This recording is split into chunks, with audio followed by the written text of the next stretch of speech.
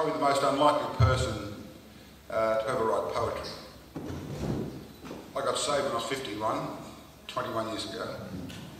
And the poem I'm going to recite to you is a poem that I call Anniversary because I wrote it a year after I was saved.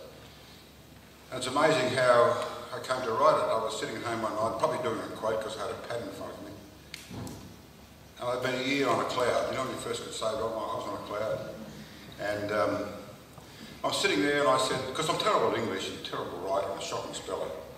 And I said, Lord, I've got words inside me, I don't know how to get them out.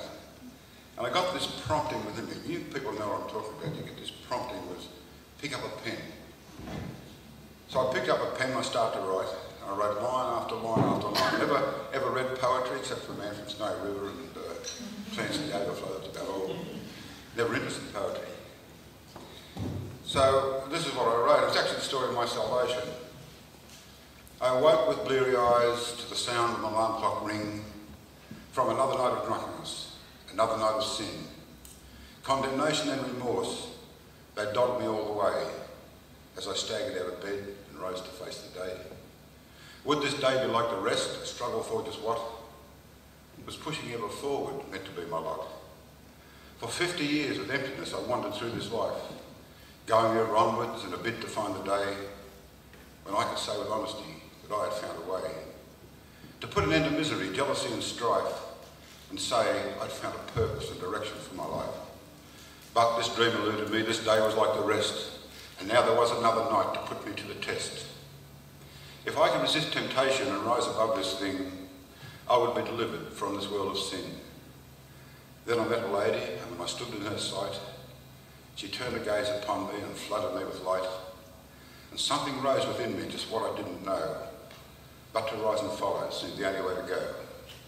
And a preacher preached salvation, and I stood there in the line, wondering how I got there with the thoughts in my mind. But God had placed his hand on me, just had to say the prayer. And I was taken from this world and placed within his care. And since that day they're in the line, a year has now transpired. And every day since then, I've been like a man, inspired. For I have found that happiness, that contentment and that peace that only comes from God when your sins have been released. I have found a purpose and direction for my life, to show these signs to others and to bring them out of strife, and to stand in the authority the Lord has given us against a foe, an enemy whose purpose is unjust. To strike them down at every chance and leave them where they fall, and push them ever backwards till they're up against the wall. So if you seek release from the pressures on your mind, from compulsions and anxieties and all the things that bind, then turn your face to Jesus and know he will supply all the joy you ever wanted and the things you cannot buy. Thank you.